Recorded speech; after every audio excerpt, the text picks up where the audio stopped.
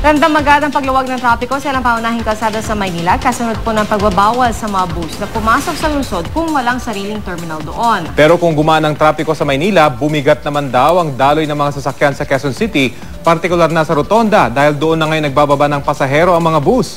May ulat on the spot si Jay Sabale. Jay? Rafi, Pia, nagmistulang ang isang malaking bus stop, ang Welcome Rotonda, kaninang rush hour. Tuloy-tuloy na kasi ang pagpapatupad ng Manila sa Traffic Management Committee Resolution No. 1 na nagbabawal sa mga city at provincial bus na pumasok sa syudad maliban na lamang kung may terminal ito. Kaya ang mga pasahero kinakailangan bumaba sa Welcome Rotonda para sumakay muli ng Jeepo FX. Kapansin-pansin naman ang mga kalsada sa loob ng Maynila ay maluwang at maganda ang takbo ng trapiko. Mula Rotonda nga hanggang sa Espanya sa USC ay nakuha namin ng wala pang 10 minuto. Pero sa U-turn slot, bago mag-Welcome Rotonda galing Quezon Avenue, may slight build-up ng traffic. Bukod kasi sa mga nag-U-turn na sasakyan, paglagpas lamang dito ay nagbababa naman ng mga pasero o mga bus. Bunsod nga ito ng inimplementang Traffic Management Committee Resolution No. 1. Pinangangambahan na maaring magdulot ng matinding trapiko ang nasabing resolusyon mamayang rush hour sa Quezon City.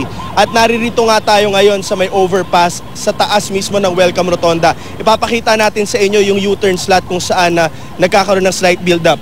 Doon lamang sa may U-turn slot na iyon, sa may Quezon Avenue, doon makikita ninyo nagbi-build up na yung mga sasakyan dahil sa U-turn at doon na rin sa mga bus na nagbababa ng mga pasahero rito. At kung papakita naman namin sa inyo ang lugar ng Espanya. Kung makikita ninyo, napakaluwang at maganda. Ang takbo ng mga sasakyan, makikita nyo mga nakahinto ay hindi dahil naman yan sa traffic, dahil lamang yan sa traffic stop. At yan muna ang latest mula dito sa Welcome Rotonda. Balik sa'yo, Rafi. So Jay, may naririnig ka na bang plano yung Quezon City traffic sector naman kung anong gagawin nila dyan sa trapiko dyan? Dahil kahagabi, nariyan rin tayo at ganun ngayon nating naranasan. Maluwag yung Espanya pero mabigat naman yung daloy ng trapiko dyan sa bahaging yan ng Quezon City.